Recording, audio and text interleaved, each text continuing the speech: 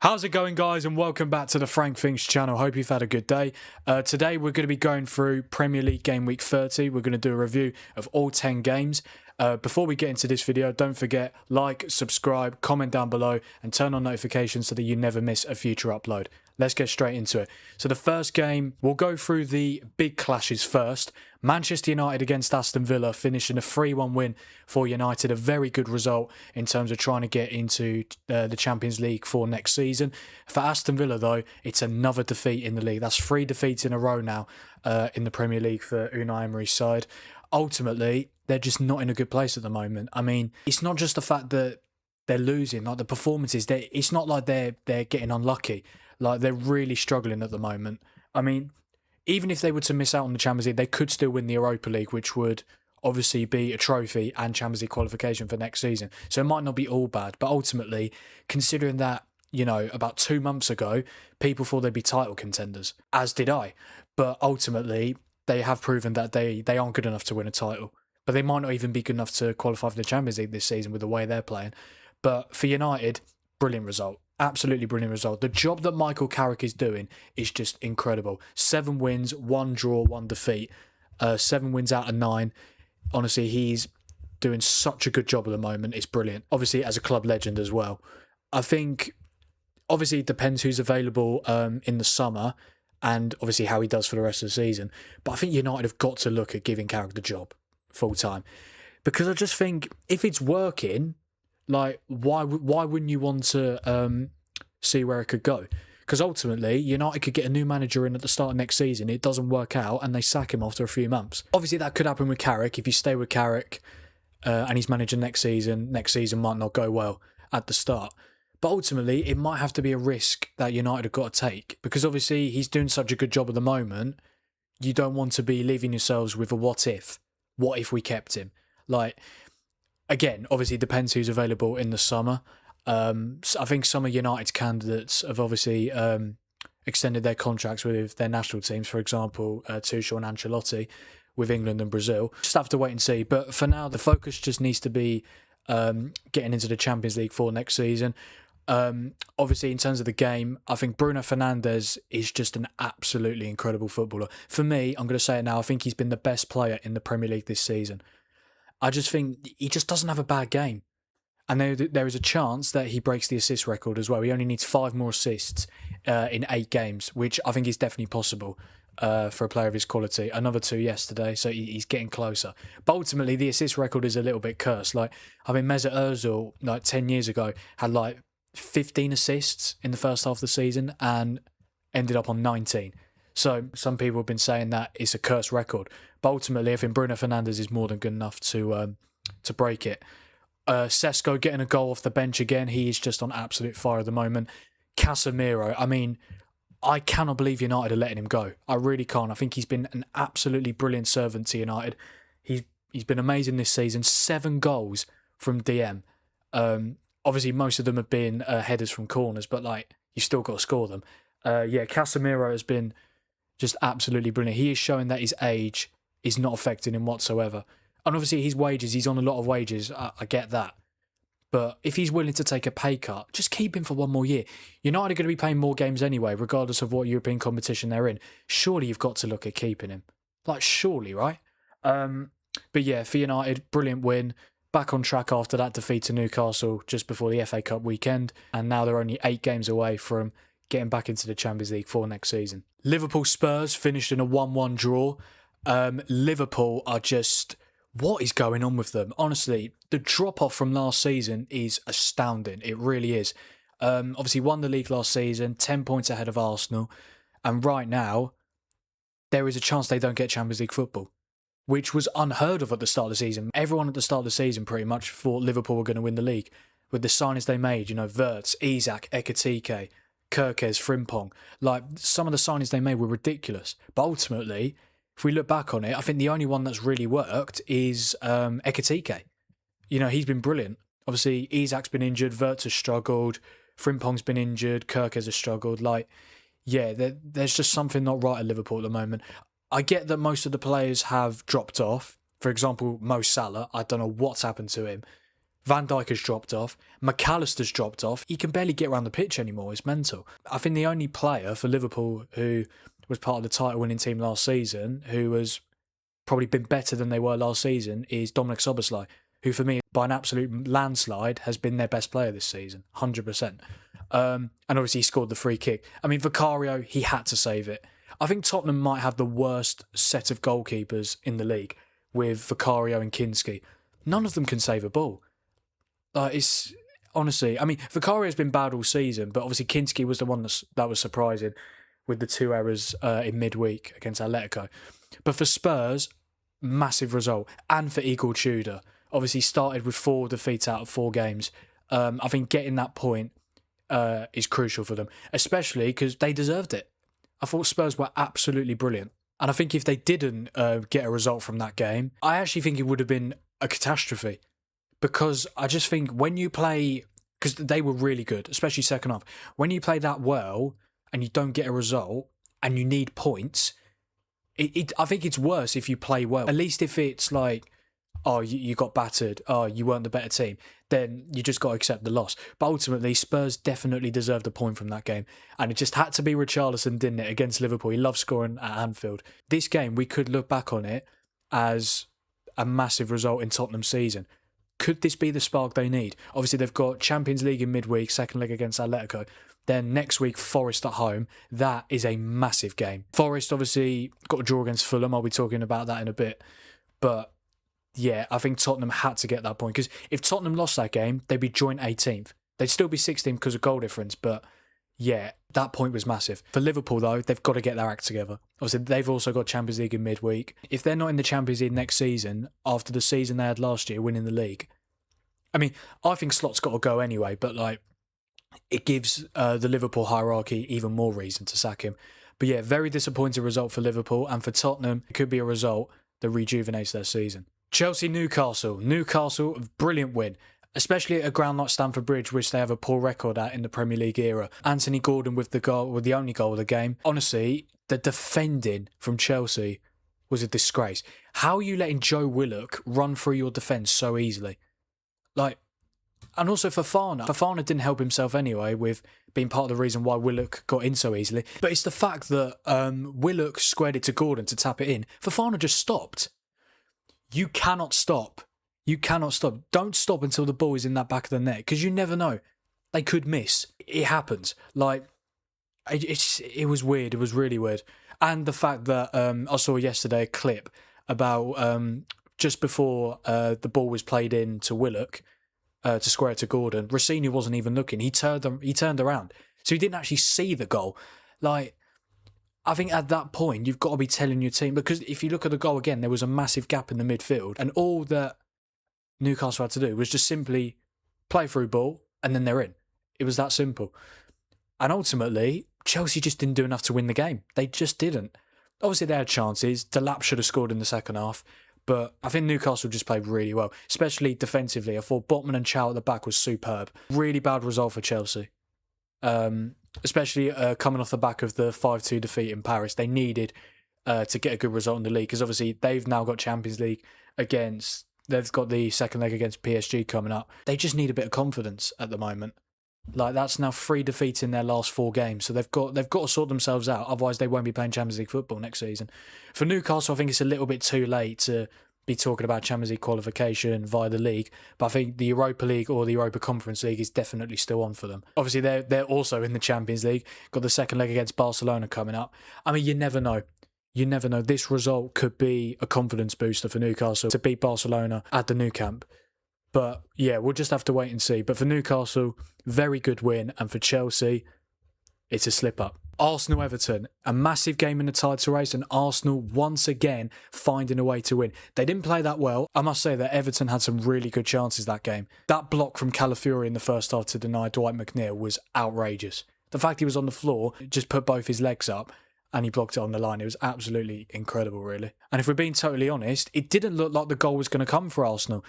You could say they got a little bit of luck with Pickford deciding to come out to try and claim the ball. He missed it, he came off in Cappier, and then Gyökeres with one of the easiest goals that he will ever score in his career.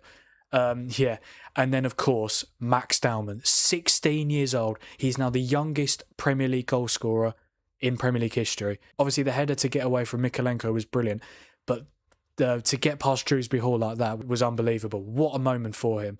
I don't think he's done his GCSEs yet either. The fact he hasn't done his GCSEs yet and he's scoring a goal for Arsenal in the Premier League in a title running, like, just incredible. I think Everton will be a little bit disappointed because I think they played really well. They had some really good chances, just couldn't take them. I think a draw would have probably been a fair result. But ultimately, when you're playing against a team like Arsenal who are trying to win the league, they just need any sort of points, any sort of wins. And obviously they got it with the 2 goals at the end. For Arsenal, though, massive win. 9 points clear at the top now. Yes, City still have a game in hand, and City and Arsenal still got to play each other at the Etihad. But it was a massive win for Arsenal. And obviously, because City were playing like an hour after the Arsenal game finished, it was very important for Arteta's side to get a good result ahead of that City game. But yeah, very good win for Arsenal. Everton could have easily got something, but it's Arsenal who came out victorious. West Ham against Man City. City slip up again. I just don't think they're good enough to win this league. I don't. Obviously, they've got very good players, made some very good signings in January with the likes of Semenyo and Guehi, but it's just not the City team of old, is it? It's not a City team that dominates possession every game, that wins most of their home games by like 4 or 5 goal margins. This is not the same City team anymore. And I honestly do think this might be Pep's last season. I know he might want to go out on a high and try and win the league, but ultimately, they are not good enough to win this league. They just aren't. I mean, they dominated the game, City. They absolutely dominated the game. West Ham, all they had was one shot on target. But sometimes in football, that is enough to get a draw or even a win. And it was a very important point for West Ham as well, because I did say in my preview, you could check that out on my YouTube channel. Yeah, I'd said that West Ham, I think, could definitely get something. I did predict a City win in the end. But yeah, West Ham, you've got to give them massive credit. Defended brilliantly. Obviously, City had that chance at the end with Mark Guehi. I don't know how he managed to get the ball that far up and wide. But yeah, very disappointing result for City. That's now back-to-back Premier League games where they've dropped points to teams in the relegation battle. Drew 2-2 to Forest before the FA Cup weekend, and obviously just drew away to West Ham. And I think if City are going to win this league, that game against Arsenal at home on the 19th of April, that might be a title decider. Because coming into that game, if City have played their game in hand by then, the gap could only be 6 points. And then if City win that game against Arsenal, it's only 3 points with about 4 or 5 games to go. So it would go right down to the wire. But for City, if they keep dropping points against teams they should be beating, they won't win this league. It's that simple. Obviously, West Ham are still in the relegation zone as well, but they've got a massive point.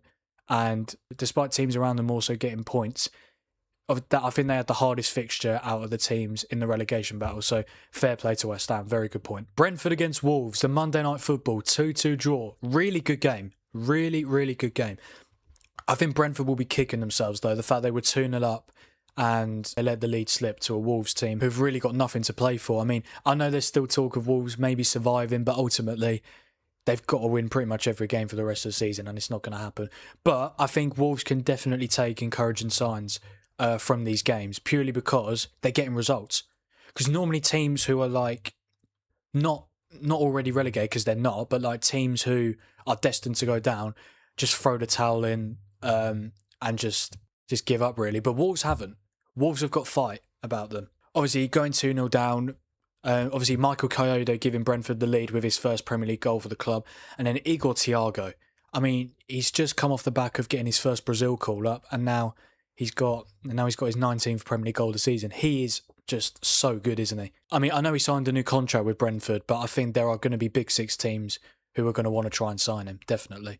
And obviously, even if he doesn't score for the rest of the season, I think he has to go to the World Cup for Brazil. Definitely.